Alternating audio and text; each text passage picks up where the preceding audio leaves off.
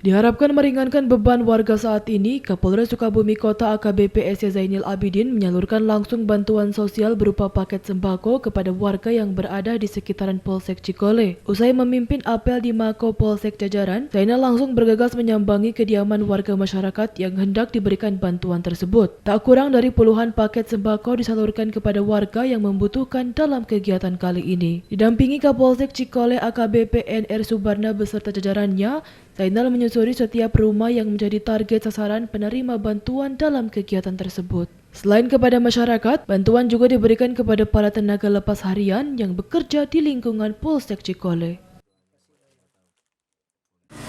Dalam kegiatan ini juga kami melakukan kegiatan bakti sosial yang kami tujukan kepada teman-teman tenaga honorer di Polsek Jajaran dan masyarakat sekitar yang layak untuk mulai kami bantu.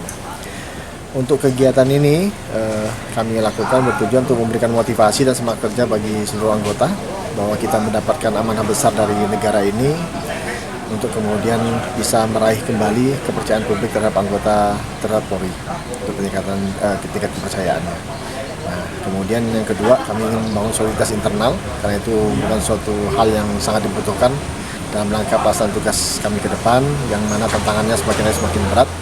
Dan kemudian kami akan tetap berusaha dan mengarah agar kemudian tingkat kepercayaan publik terhadap Polri bisa meningkat kembali sebagaimana beberapa waktu yang lalu.